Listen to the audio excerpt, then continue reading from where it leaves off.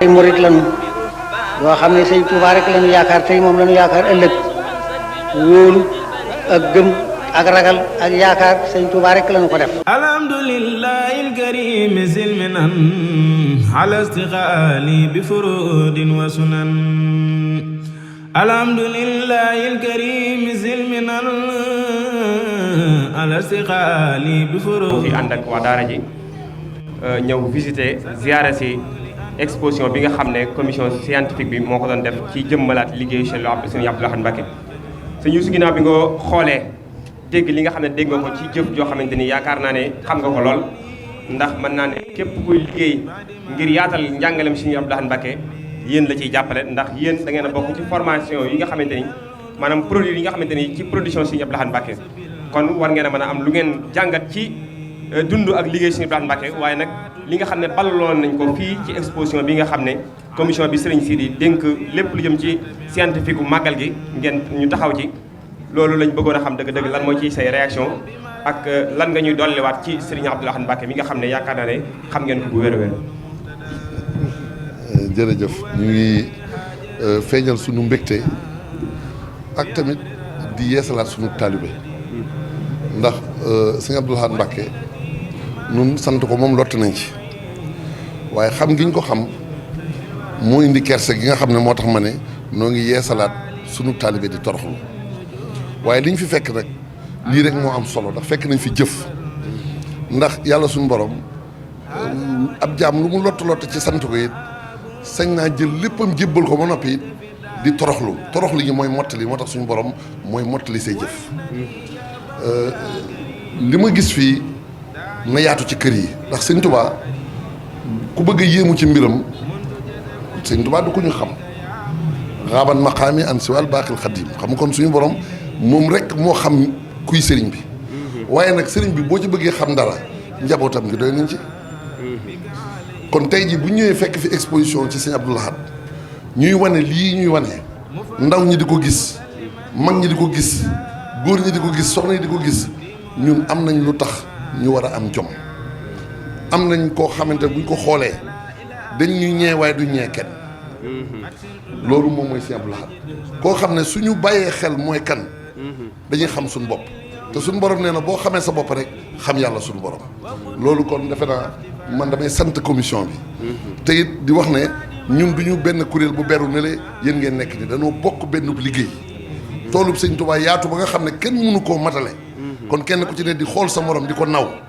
ñuy nawante di bëggante kenn ku ci ne boo gisee sa morom doo ko gëmee loolu mooy li dox sama diggante ak ñi nga xam ne ñoom Sëñ Abdou Lahad Jaxate ak ñi mu ko àndal ñëpp ci wàllu liggéey bi di leen sant tey feddiliwaat suñu kóllëre suñu diggante ak yéen sëñ Sidi nag siyaare nañ ko ndokkeel nañ ko ñaanal nañ ko mu yàgg fi loolu te wér lii nga xamante ne mooy jóg jéego yi ñu jóg sañu ñu fay wax ju yàgg ndax bis la boo xam ne yoonu murid gépp ko bokk waaye lislaam gépp ko bokkin ndax koo xam ne jàngale na bay jàngale ne ku gis sa mbokkum jullit nga di ko sikkal na nga xam ne diw murid la diw xaadir la diw tiijaan la mi ngi mel ni ñett ñu bokk ndey ak bàyyi kii xees kii ñuul ko xeereer kii xeereer kenn mënu caa tam kenn ba ñu ragal ko ñeme la loolu moo ko daan jàngale loolu boo ko xoolee kon da nga xam ne bis bi kon bisub lislaam gépp la te lislaam suñu boolee suñu bopp rek yàlla amul xol waaye day jël xolu jullit yi def ko muy xolam su ko defee lijjanti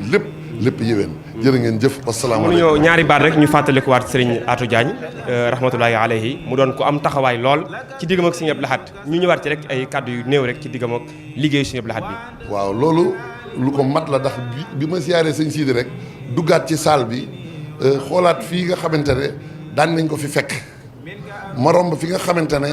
itam wax dëgg yàlla jox nañu fa café ba tey ndeysaan Baye Baara Ndiaye yàlla na yàlla suñu borom dolli ci moom yërmande ak xéewal daanu ko indil ak mag yi kër gi yëpp rek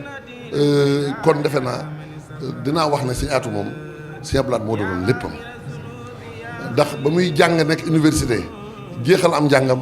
jox boppam Sëñ Abdou Lahad Sëñ Abdou Lahad daf koo defal taweetu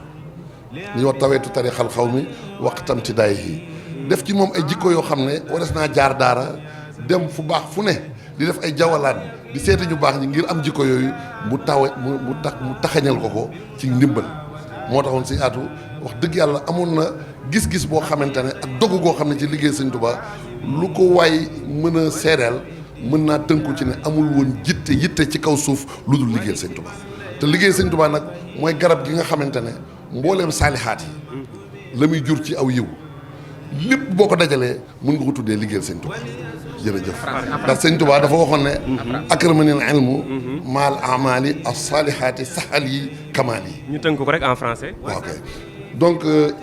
au nom de toute l'organisation Hizbut Tarqiyyah nous sommes venus avec humilité mais avec détermination pour nous joindre à l'honorable famille de Cheikh Abdoul Ahad Mbacké et aux disciples pour venir vivifier ce jour. La vivification, c'est à travers la lecture du Saint-Coran. La vivification, c'est également à travers les ziyaras, les visites pieuses auprès des membres de sa famille. Donc je suis accompagné de responsables de Hizbut Tarqiyyah. Nous sommes venus rendre visite à notre guide, notre marabout, Serigne Sidi Mbacké. Puisse Dieu lui accorder une longévité sans commune mesure et lui accorder également une santé de fer. Nous lui avons rendu visite, il nous a honorés. Il nous a honorés et il a réaffirmé son engagement à nous soutenir.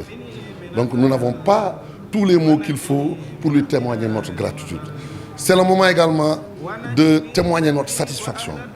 après notre visite de cette exposition qui est très glorieuse. Une exposition qui a su refléter des aspects extrêmement importants de l'œuvre gigantesque, de l'œuvre incommensurable de Cheikh Abdoul Ahad Mbacké. C'est une œuvre que personne ne peut évaluer, que personne ne peut appréhender. Parce que Serigne Touba, c'est quelqu'un que personne ne peut connaître. Il l'a même dit. Serigne Touba, c'est un miracle de notre Seigneur. Un miracle de l'apôtre de Dieu, Sayyidina Muhammad sallallahu alayhi wa sallam, qui est apparu en ces temps qu'on appelle Akhir Zaman. Mais pour connaître Serigne Touba, il suffit de se concentrer pour regarder ses fils, sa famille, ceux-là qui sont en train de vivifier, de vivifier la sunna du prophète sallallahu alayhi wa sallam, les valeurs islamiques. Ces valeurs sont réhabilitées par les membres de la famille de Serigne Touba. Quand on regarde les enseignements de Cheikh Abdoul Ahad, ça suffit pour être un bon musulman. Ça suffit pour être un disciple sincère qui ne cesse de rechercher l'agrément de Serigne Touba. Donc, il nous a abreuvés, il nous a couvés et il nous a honorés. Aujourd'hui, nous sommes fiers d'être des mourides de Serigne Touba grâce aux enseignements de Cheikh Abdoul Ahad Mbacké. Mais c'est Cheikh Abdoul Ahad Mbacké qui a créé cette organisation dite Hizbut Tarqiyyah. On l'appelait auparavant Daïra des étudiants mourides, mais nous sommes nés en 1975 avec son agrément. C'est lui qui nous a couvés,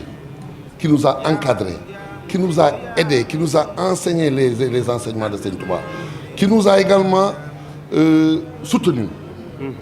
Parce que le chemin, la voie était tumultueuse, c'était pas facile. Mais lui, il a toujours su nous aider à braver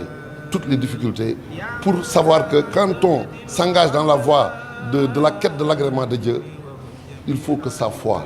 soit toujours une foi très solide. Il ne faut jamais trébucher. Il ne faut jamais regarder à gauche ou à droite. Il faut seulement se concentrer sur le service de Cheikh Ahmadou Bamba Khadimou Rassoul. Donc, je vais terminer par dire quelques mots sur Cheikh Abdoul Ahad avec notre défunt responsable moral, Serigne Atou Diagne, qui nous a quittés récemment. Puisse Dieu déverser sur lui son pardon, sa miséricorde et l'accueillir en son paradis éternel. Serigne Abdoul Ahad, c'est lui qui aimait, qui chérissait Serigne Atou. Il l'a accueilli en tant qu'étudiant, mais également il l'a aidé à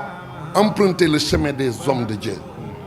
En tant qu'étudiant, qui n'est pas un produit des Dara, mais qui est un produit de l'université, quand il a terminé, il a eu l'engagement de se soumettre au calife, de lui témoigner allégeance, mais également de lui donner son intégralité. Mais après, le calife a accepté cet acte d'allégeance, mais il l'a soutenu, il l'a accompagné, mais également il l'a aidé à parcourir un chemin qui n'était pas évident. Serigne Atou, finalement, après les grâces reçues de Cheikh Abdoul Ahad, on pensait que c'est quelqu'un qui était un illuminé, qui est sorti des grandes daras du mouridisme. mais c'est Serigne Abdou Lahad. Avec les enseignements de Serigne Abdou Lahad, on surpasse ses pairs. Donc nous sommes sortis de cette exposition très honorés. Nous prions pour toute la commission. Nous renouvelons également notre allégeance envers Serigne Touba, mais également nous prions pour Serigne Sidi Ibn Cheikh Abdou Lahad pour que Dieu lui accorde une longévité sans commune mesure. Donc je vais terminer par quelques mots en souhaitant également que Cheikh Mouhamadoul Mountakha, qui est à la tête de la communauté et qui est le premier héritier de Cheikh Abdou Lahad aujourd'hui, que Dieu l'assiste afin qu'il achève sa mission dans la splendeur, dans le succès éclatant au service de l'islam tout entier. ay murit lañu yoo xam ne Sëñ Tuubaa rek lañu yaakaar tey moom lañu yaakaar ëllëg wóolu ak gëm ak ragal ak yaakaar Sëñ Tuubaa rek lañu ko def.